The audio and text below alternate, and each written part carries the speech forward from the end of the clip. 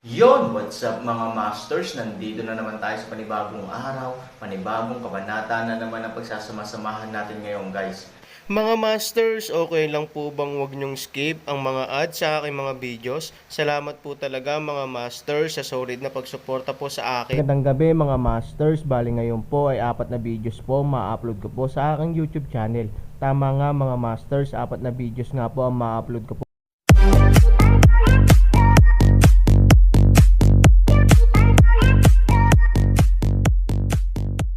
Bali mga masters, kung bago ka pa lang po sa aking YouTube channel, please click the subscribe button, lalong-lalo na po yung notification bell guys, para maging connected pa rin tayo sa isa't isa at maging updated kayo sa mga susunod ko pang video.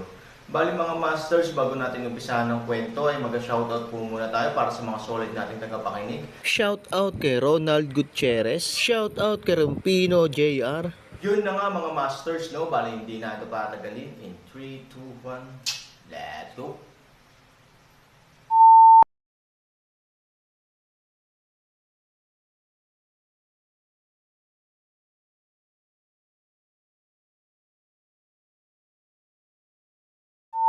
Kabanata 2711 hanggang 2715. Hindi, hayaan mo siyang sumama. Sabi ng Aaron. Nang marinig ito ni Aaron, nag-alala si Chen Yi, dahil alam niya kung gaano kampi si Nangang Chenkyu sa Aaron. Kapag may idinagdag si Hanjun sa kwento, magiging napakalungkot ng kapalaran ni Aaron. Young Master, huwag ka na kasing matigas ang ulo. Mas mabuting umalis ka na. Nag-aalalang sabi ni Chen Yi. No, you'd better leave now. Kung nakita ka ni Nangang Chenkyu, baka madamay ka rin. Sabi ni Aaron. Tirik ang mga mata ni Chen Yi. Bagamat walang paggalang ang Aaron kay Nangang Chenkyu, hindi pa niya narinig na tinawag ng Aaron si Nangang Chenkyu sa pangalan. Young Master, parang may kakaiba, pero hindi matukoy ni Chen Yi kung nasaan ito. Ngunit alam ni Chen Yi na kung mananatili siya sa Aaron, tiyak na maaapektuhan siya ng fish pond.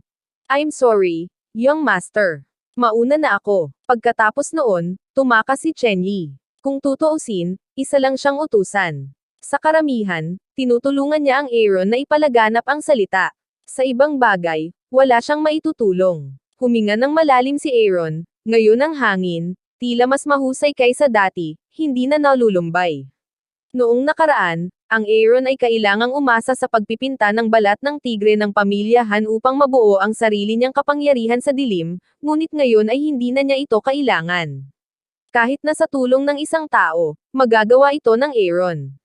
Kaya't hindi mahalaga kay Aaron kung mapupunit niya ang kanyang mukha sa pamilya ni Aaron, itataboy ng pamilya ni Aaron sa labas ng bahay. Pagkaraan ng ilang sandali, nagpakita si Nangang Chenkyu na may kasamang pinuno.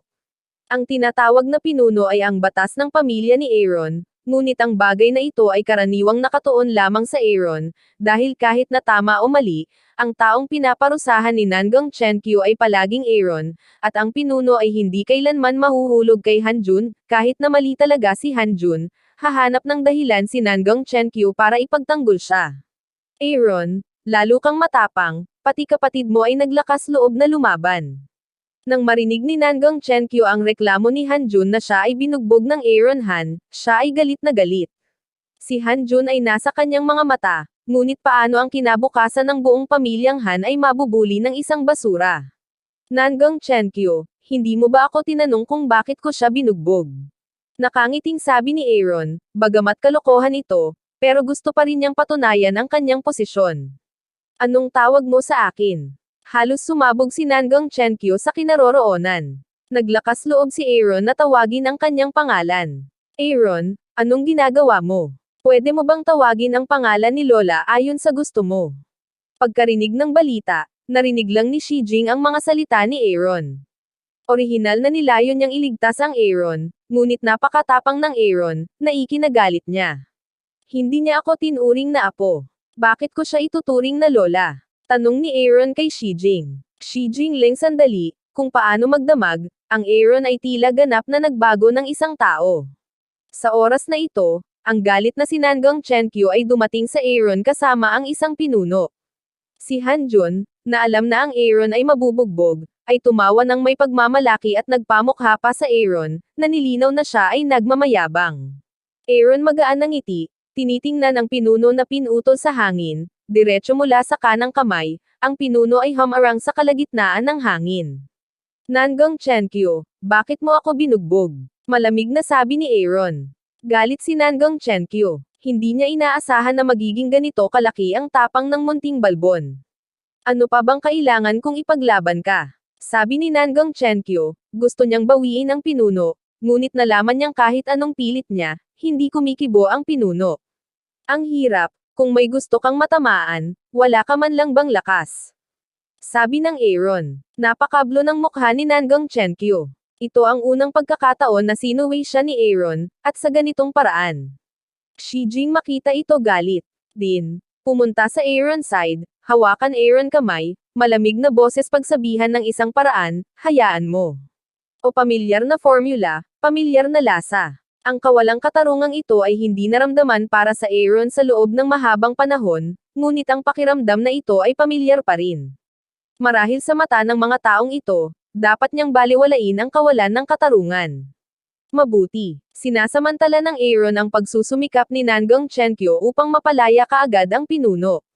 Nangang Chenkyu dahil sa sobrang lakas, ay Aaron biglang pinakawalan, pabalik ng 2 hakbang, direktang nahulog sa lupa.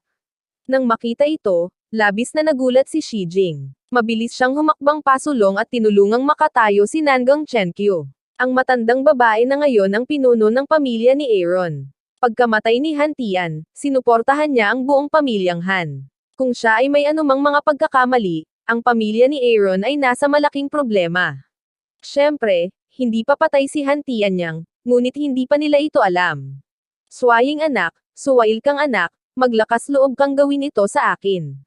Galit na galit si Nangang Chenkyu kaya nanginginig siya at galit na galit. Tingnan ang lola dahil Aaron at nahulog sa lupa, Hanjun sa oras na ito habang Aaron ay hindi nagbabayad ng pansin, nais na atakehin Aaron. Ngunit Aaron ay kung sino, kahit na siya ngayon ay bumalik sa 14 na taong gulang, ngunit ang kanyang malakas na nanatili pa rin, ang bawat kilos ni Hanjun, sa kanyang mga mata. Nang malapit ng magtagumpay ang palihim na pag-atake ni Hanjun, walang awang sinipa ni Aaron si Hanjun. Lumipad palabas ang kawawang si Hanjun at bumagsak sa lupa habang umiiyak, halika, hanapin mo ako Yanjun, babalik ta rin ng anak na ito ang mundo, sabi ni Nangang Chenkyu kay Shi Jing. Si Shi Jing ay malamig na tumingin kay Aaron. Bagamat hindi niya alam kung bakit ginagawa ito ng Aaron, tiyak na pagsisisihan ni Aaron ang kanyang inasal. Kahit nakaraniwang tinatrato ni Yanjun ng maayos si Aaron, anong dahilan kailangan bang tumabi sa kanya si Yanjun para sa mga mapanghimagsik na ginagawa ni Aaron pagkaraan ng ilang sandali, dinala ni Shi Jing si Yanjun sa wakas ay nakita niya ang buong tambalang Aaron, ang nag-iisang nag-isip sa kanyang sarili bilang ang pamilyang Han. Mas lamambat ang ekspresyon ngayon, kahit na siya ay malakas, nararamdaman pa rin niya ang kanyang lolo, magalang na tawag ni Aaron na iniisip ni Nangang Chenkyu na si Aaron ay nanunuya at sinabing, kahit inamin mo nagkakamali ngayon, wala nang silbi, mali. Anong mali? Bakit ko naman aaminin? Tanong ni Aaron. Para sa saloobin ni Aaron na hindi nakikita ang kabaong at hindi umiiyak, hindi nakayanan ni Nangang Chenkyu. Diretso niyang sinabi kay Yanjun, tignan mo ang mayabang na ugali ng batang ito. Hindi na niya ako pinapansin ngayon. Alam kong mabait ka sa kanya sa ordinaryong panahon, pero ngayon naging banta na siya sa pamilya ni Aaron. Dapat mong malaman kung ano ang gusto mong gawin. Mga pananakot. Kaya kahit nabanta ito sa pamilyahan, pinatay siya ni Nangang Chenkyu. Hindi pinangarap ni Aaron na dapat siyang tretuhin ni Nangang Chenkyu ng ganito. Kung si Aaron ay hindi naging mapagpasensya noon, hindi ba siya matagal nang pinatay ni Nangang Chenkyu? Si Yanjun ay labis na naguguluhan sa pagtingin sa Aaron, sa kanyang pag-unawa sa Aaron, ang Aaron ay hindi gagawa ng mga pambihirang bagay, bagamat siya ay bata pa, ngunit ang lungsod ay napakalalim, napakalinaw kung ano ang dapat niyang gawin sa yugtong ito. Kung makikipaghiwalay siya kay Nangang Chenkyu, mawawala sa kanya ang backstage banner ng pamilyang Han, na magkakaroon ng malaking epekto sa kanyang lihim na pag-unlad. Sa pangkalahatan, hinding-hindi ito gagawin ng Aaron. Kaya ngayon, hindi maintindihan ni Yanjun, kung ano ang gustong gawin ni Aaron, kung bakit pinili niyang mag-break ng ganitong malaking conflict sa oras na ito. Hindi maintindihan ni Yanjun, dahil nagbago ang lahat para sa Aaron. Sa kasalukuyang lakas ng Aaron, kailangan mo pa ba ang pamilyang Han bilang backstage? Bagamat siya ay 14 na taong gulang pa lamang sa paningin ng ibang tao, siya ay hindi matatalo sa kanyang sarili. Ang Aaron ngayon ay parang linlong sa mundo ng Xuanyuan, na walang makakalaban. Anong ginagawa mo pa? Gawin mo na. Hinimok ni Nangang Chenkyu si Yanjun na sa puso ng matandang babae, si Hanjun lang ang itinuring niya bilang kanyang apo. Tungkol naman sa Aaron, bukod sa hindi niya ito iniimbitahang makita siya, matagal na niyang gustong itaboy siya sa pamilyang Han. Kung tutuusin, hindi niya ito nakikita, ngunit wala siyang dahilan noon. Ngayon, ang Aaron ay napakapangahas at mayabang kung kaya't si Nangang Chenkyu ay may dahilan upang itaboy ang Aaron mula sa pamilyang Han. Lolo yan, gawin mo na ang dapat mong gawin. Sabi ni Aaron Light, ayaw niyang pahirapan si Yanjun. Tutal, ang pag-iral ni Yanjun, ay para talaga sa katatagan ng pamilya ni Aaron, kahit sino ay may banta sa pamilya ni Aaron, dapat gawin ito ni Yanjun, kahit na siya rin ang pamilyang Han. Kumunat ang noo ni Yanjun. Ano ang problema sa Aaron? May bago na ba siyang plano? Kaya wala siyang pakialam sa ugali ni Nangang Chenkyu sa kanya, at wala siyang pakialam kung maaari pa siyang manatili sa pamilya ni Aaron. 3,000, ayusin mo ang lola mo, sabi ni Yanjun.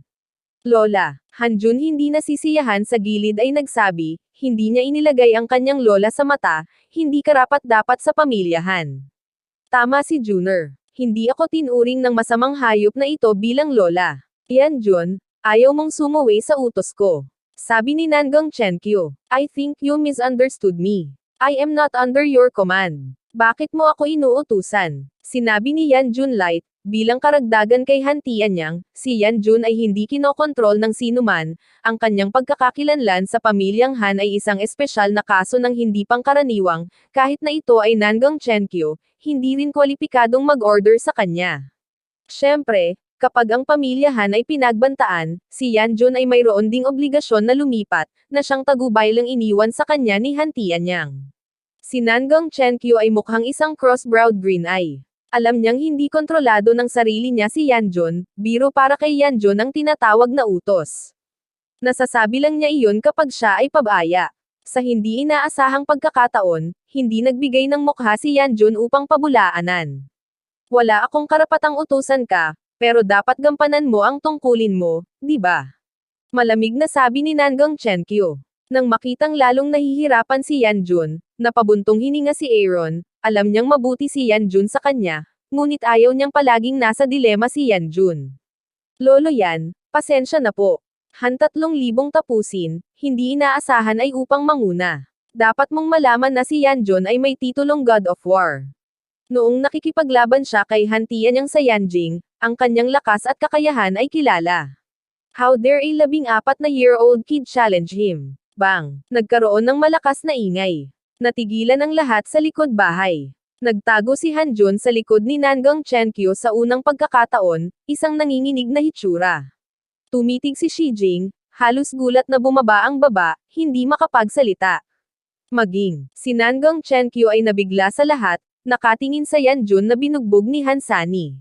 Paano ito posible? Ano ang nangyayari? Hindi man lang mahuli ni Yanjun ang kamao ni Hansani. Hindi mapigilan ni Nangang Chenkyu na kuskusin ang kanyang mga mata. Hinala niya na lahat ng nasa harap niya ay isang ilusyon. Sa kasamaang palad, pagkatapos kuskusin ang kanyang mga mata, walang nagbago. Kung gusto mong maghiganti, pwede kang lumapit sa akin anumang oras. Nag-iwan ng salita ang Aaron, pagkatapos ay umalis. Ang mukha ni Yanjun ay patag, ngunit ang kanyang puso ay nabigla. Bilang tagapagsanay ng Aaron, alam niya ang lakas ng Aaron, ngunit ang kapangyarihan ng Aaron ay lampas sa imahinasyon ni Yanjun. Higit sa lahat, si Yanjun ay hindi nakaranas ng masyadong malubhang pinsala, na nagpapakita na ang Aaron ay sadyang kinokontrol ang kanyang lakas, ibig sabihin, kahit si Yanjun mismo ay hindi magagawa. Yanjun, kasama mo ba siya? Malisyosong sinabi ni Nangang Chenkyu kay Yanjun na hindi siya naniniwala na napakalakas ng Aaron, kaya hindi niya naisip na ito ay sadyang hinayaan ni Yanjun ang Aaron, at nakipagtulungan pa siya sa Aaron para gumanap ng ganoong masamang drama. Yanjun shook kanyang ulo. Sinabi, kung sa tingin mo ito ay kumikilos, maaari mong hayaan ang iba na subukan, maglakas loob kong sabihin ang buong Han pamilya tambalan, walang sino man ang makakapidyo sa kanya. Si Nangang Chenkyu ay nagngangalit ang kanyang mga ngipin. Hindi ito ang katotohanan gusto niyang paniwalaan, ngunit ang katotohanan ay nasa harap niya.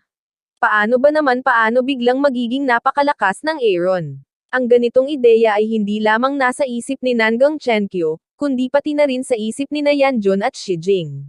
Para naman kay Hanjun, takot lang siya. Hindi niya maintindihan kung bakit ang lakas ng loob ng kapatid niya, pero alam niyang parang taong hindi niya kayang guluhin ang kapatid niya. Lola, pakakawalan mo ba? Sinabi ni Hanjun kay Nangang Chenkyu na bagamat bata pa si Hanjun, alam niya ang katotohanan. Bilang isang young master, hindi siya maaaring manakawan ng Aaron, kaya dapat siyang gumawa ng paraan upang makitungo sa Aaron. Dahil siya ay huwag kang maglakas loob na lumaban, umaasa lang siya sa kamay ni Nangang Chenkyu, huwag kang mag-alala, maghihiganti si Lola para sa iyo. Hinaplos ni Nangang Chenkyu ang ulo ni Hanjun at sinabing may layaw na mukha. Masasabing ibang-iba ang ugali niya sa dalawang apo na ito. Itinuring ito ni Hanjun bilang kanyang sarili, habang ang Aaron ay tila kinuha. Sa labas ng compound ni Han, napakasaya ng Aaron. Tila hindi isang hindi katanggap-tanggap na bagay na bumalik sa edad na 14. Kaya niyang bumawi sa maraming pagsisisi at mamuhay ng isang ganap na kakaibang kabataan. Sa edad na 14, ang Aaron ay labis na nalulumbay. Ang kanyang walang katapusang pagtitiis ay nagpabagsak sa kanya ng ilang beses. Ngayon, hindi na kailangan ni Han Sanchen ng pagtitiis. Nagagawa niya ang anumang gusto niya. Gusto ni Aaron na bumuo ng sarili niyang dinastiya, at sa pagkakataong ito, gusto niyang panuurin siya ni Nangang Chenkyu na maging makapangyarihan at ikinalulungkot niya ito. Para naman kay Ivory, tumawa si Aaron. Kailangan niyang maghanap ng oras para makita kung ano ang hitsura ng kanyang manugang noong bata pa ito. Yun na nga mga masters, no? Bali panibagong kabanata na naman yung natapos natin ngayong gabi. Muli, maraming salamat po talaga sa walang sawang suporta po sa aking YouTube channel na talagang inaabangan nyo po ang bawat upload ko po. Bali mga masters, magkita-kita ulit po tayo bukas ng gabi at ngayon po ay magpapaalam po muna tayo. Bali mga masters, bye-bye!